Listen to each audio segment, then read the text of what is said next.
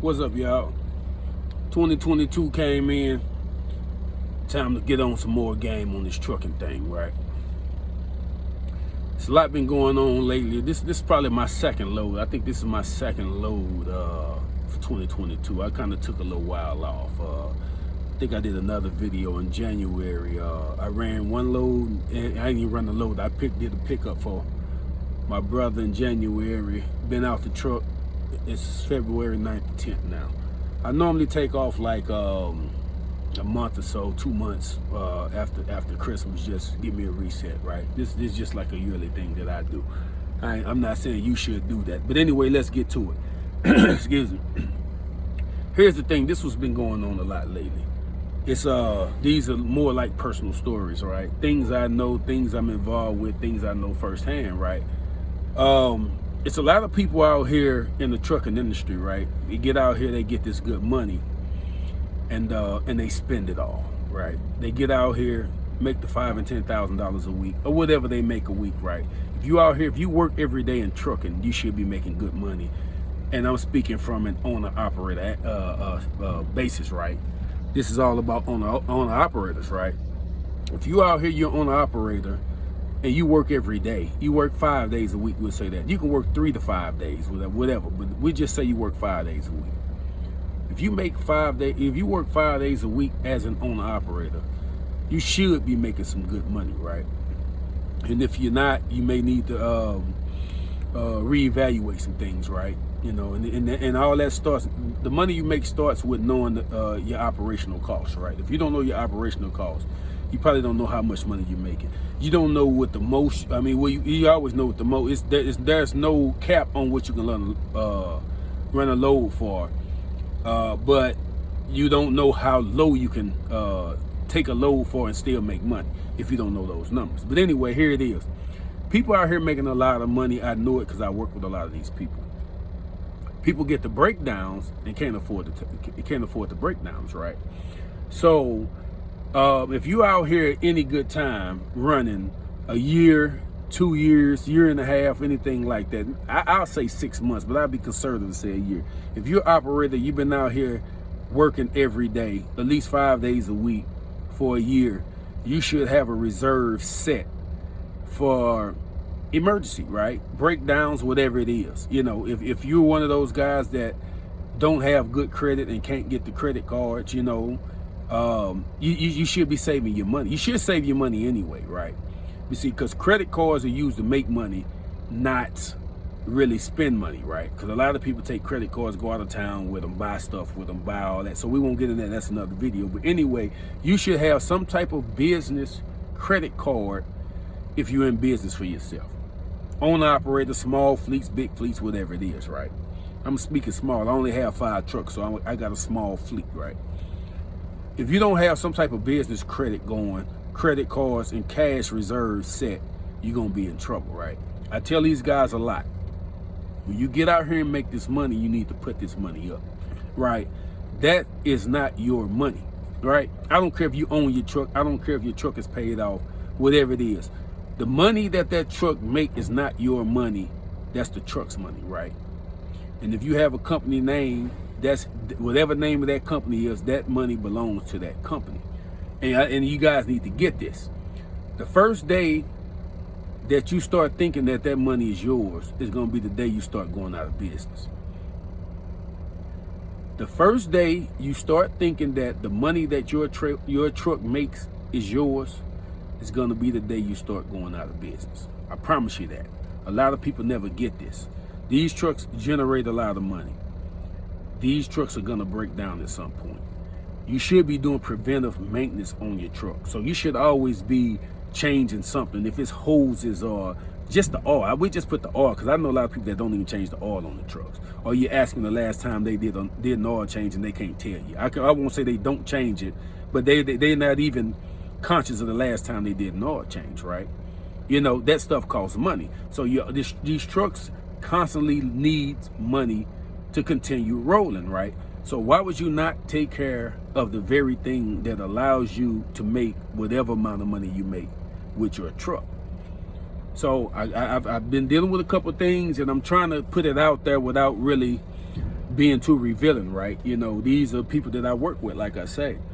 And you got a guy that's got $15,000-$16,000 breakdown, right? Transmission. Been working over a year, right? On operator.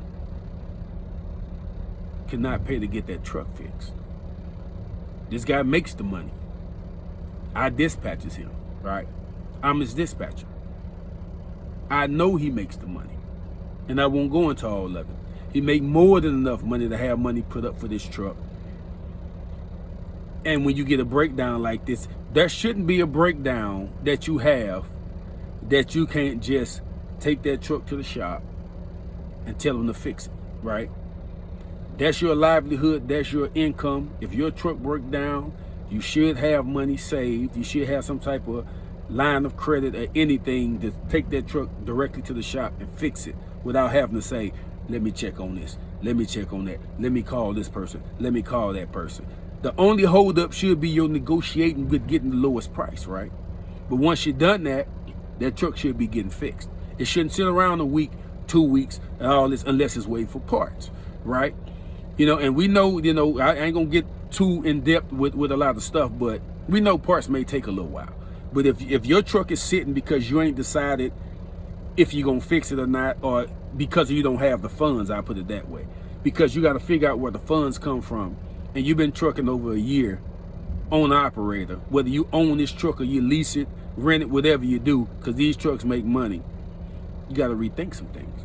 You may not be ready to come into the trucking industry. I'm telling you straight up what it is, right? I've had too many of these instances happen here recently. And some of these people I've helped, right? I've helped them. You know, I'm paying the $15,000 for you to stay on the road, and you got to pay me back in the weekly, you know, so much a week till I get my money back, right? I only did it this one time. I won't do it again. You know, I will not do that again. But it just goes to show, people get out here, they make the money, they spend it on whatever it is they spend it on. I don't know what habits people got. I don't care what habits they got. But when your truck makes money, the money belongs to the truck. The money does not belong to you. Give yourself a salary. Pay yourself a certain salary a week, a monthly, however you want to do it. But something reasonable, though. You know, because the trucks make money. And I know a lot of people come out here from these jobs where you only make $700-$800 a week, right? And then you turn around and make $7,000-$8,000 a month, right? And you just you spend it all. And I take that back. Correction. You make $7,000-$8,000 a week. You go from making $700-$800 a week to making $7,000-$8,000 a week. You know, I got guys making $16,000-$20,000 a month. You know what I'm saying? The guy I'm talking about makes $16,000-$20,000 a month gross and can't pay for this truck to get fixed, right? Same person had a less breakdown and the truck was down for 3 weeks and all that for something that you should have just snapped a finger. When my trucks break down, I can't think about it, right? For one, I have my truck that I drive. If this truck breaks down, I take it straight to the shop, fix it. No matter what, we'll go through it, figure out what it is. If the mechanic that I have outside of the dealerships or the other small shops I go to can't fix it, then I have to, you know, to go to the dealership or whatever I have to do. But I don't think about it. I think about who I'm going to take it to. I negotiate the price and we fix it. My other trucks that I got guys driving, when these trucks break down, these guys have to eat, right? I can't say, man, I don't have this, so that's too much money, I can't do this. I put a transmission in 2 years ago, $17,000, right? That transmission broke down. I couldn't think about it. I got a guy drives the truck, right? I gave this guy my truck to drive. I sat down because I own the company. I can not work and still be okay, right? I gave him my truck to drive while I put the truck that he drove every day in the shop and got it fixed. But we did it like that. It wasn't no, let me think about this. So when you get out here, you got to consider this a business. It is a business. You got to look at it like a business, and you have to change your mindset. I understand a lot of us come from the workplace where we think like employees, right? We got this employee mentality, and not all, but a lot of people that's employees just gonna do the minimum to get by, right? We've all worked jobs where you go and you do your thing, but it's this guy right next to you don't do nothing all day, every day. He find a way how not to do nothing. It's harder not to do just it's hard to find a way not to do the job than just doing it, right? We all run into those people that's like that. You do all this, you go all around because you don't want to do the job. You can't come into the trucking industry, be an owner operator with that mentality, right? You can give people opportunities, but you can't give people a different mindset. That's something they have to acquire on their own, right? So no matter what you do out here and who you help, you may have to reconsider it when it comes to certain people, because certain people never get it. This guy and the other guys I've talked to, dude, when you come in here, you're gonna need this, and that. I'm giving them the game before they even come into business. I've been trucking 10 years now, right? Owner, operator. I never worked for a company before. I've never been to trucking school. I've never done all that. I'm self-taught. I did everything on my own, right?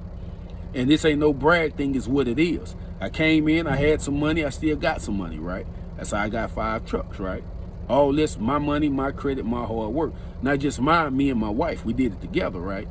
So we give these people this game when they trying to come in the industry. We tell them what you're gonna run into. You know what I'm saying? Yeah, you may run a year without having any breakdown.